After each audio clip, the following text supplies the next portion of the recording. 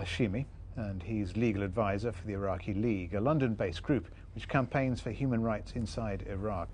Well, I don't think we should blow this thing out of proportion. It is a mere retraction of American troops back to their own bases. This is long overdue, as I agree with my friend, and in fact I think this should have been done a long time ago. The tragedy is that we're leaving the Iraqi security forces incapable and unable to face up to the challenges. However, I think the other argument is they will never be able to face those challenges whilst the Americans are always with them. They need to face those challenges on their own.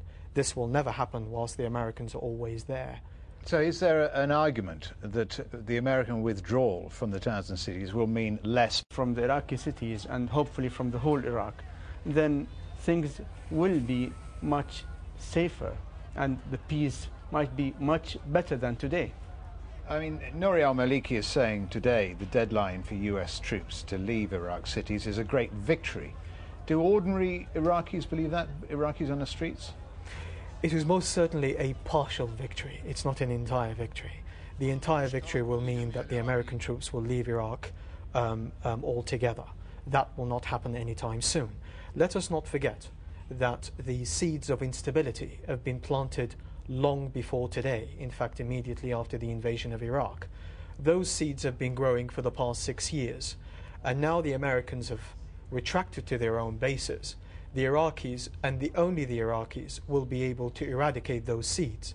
I don't think anyone can deny that there will be limited bloodshed in Iraq. I think we've already seen that, even before the Americans withdraw. However, that bloodshed, in my view, is inevitable. The longer the Americans will stay, I think the graver the situation will be.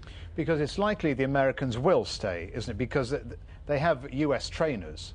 And accurate when there are recently so many attacks in Iraq? I mean, whether that's linked to the American pull-out of cities and towns is one argument.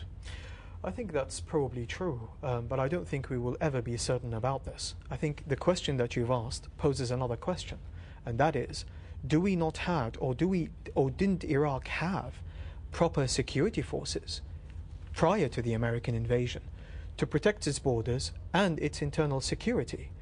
Those forces were completely excluded, of course, in a very, very arbitrary manner. And that is part of the problem. And I'm afraid the Americans have suffered because of it. So I think the only way is to allow the Iraqis, the ordinary Iraqis, the people who have an interest in maintaining security of Iraq, to face up to the challenge. It will be a very difficult challenge. It's a mammoth task, but it will have to be faced. But isn't there the risk that this could all implode? Because Iraqi national politics is very sharply divided, isn't it? There's no doubt about that. And there's an election coming up next year, which could also provoke severe violence. So isn't there a need for American troops to stay on till at least the end of that election?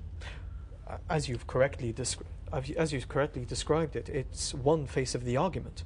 There is the other face of the argument that my friend has just said, and I agree with, in that any prolonged American presence in Iraq is bound to create far more trouble than it's worth. And therefore, it is far better for the Iraqis to face up to the challenges themselves, even though with the regrettable bloodshed that will occur, it is inevitable.